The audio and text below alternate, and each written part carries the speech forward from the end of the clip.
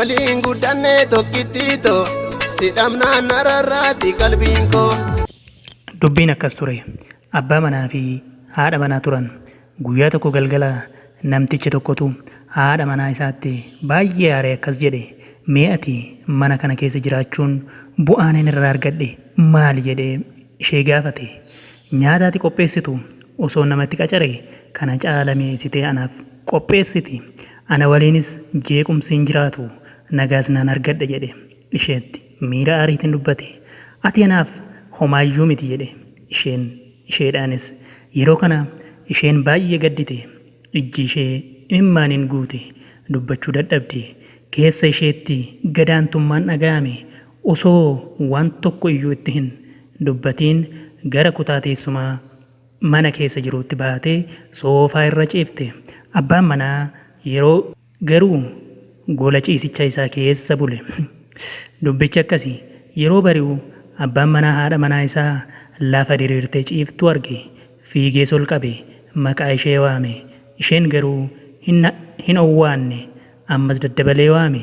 Isheen hirriba dhuma hin qabneen mo'amteetti yookiin duuteetti.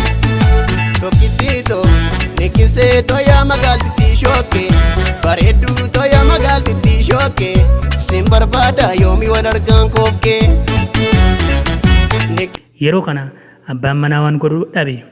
Ni iyye, wace, boo'e mankaraare. Ollaanis firres walitti qabamanii isheenis ni awwaalamte. Namootni isa jajjabeessuuf bukkee turan hir'achaa gaafa dhufan qoofummaan itti dhaga'amuu jalqabe. Ganama isa kaasee ka'ii cireen gaheera hojiin sitti barfatee kan jedhu homtuuyyuu hin turre. Hojii barfachuun amala itti ta'uu jalqabe. Bakka hojii deemes kan bilbilee fi laaqanaa hin turin dafii koottu kan jedhuun hin jiru ture. Yeroo laaqanaas mana duwwaatti galee bahuu jalqabe. Galgalas yeroo hojii deebi'u isheen mana isaatti isa simattee baga nagaannaan dhufte akkamitti oolte hojiin akkam ture maaliif osoo naan bilbiliin oolte kan jettuun hin jirtu turte. Yeroo ciisus kan isa hammattee jaalala kennituuf hin jirtu turte. Amma iddoon haadha manaa isaa duwwaa ta'uu arge yookiin hubate. Tokkittiito nikkisee toya magaaltitti shookke bareedduu toya magaaltitti shookke sin barbaada yoomii wal argaan koofke. Yeroo kana hunda yaadatu qoofummaa yookaan duwwummaan itti dhaga'ame ni bo'a ni gadda. Keessumaa guyyaa dhumaa sana waan haadha manaa isaattiin jedhe sana yoo yaadatu yookiin isheedhaan jedhee ishee gaddisiise sana yeroo yaadatu baay'ee gadda. Of nyaata ni bo'a. Yeroo kana sagalee dammaqoo jedhu tokko akka abjuu ta'ee dhaga'e. Hirriba irraas ni dammaqe. Wanti kun hundinuu abjuu ture. Dammaqoo kan jedhee isa waame haadha manaa isaa turte. Haati manaa isaa bukkee isaa ciistee isa hammattee jirti. Wanta sitti balleesse maraaf dhiifama jedhe. Dhiifama ishee gaafate.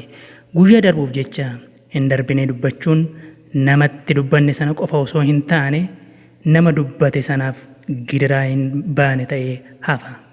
Kanaaf yaada sammuu keenyaa fedha miira keenyaan haa injifannu.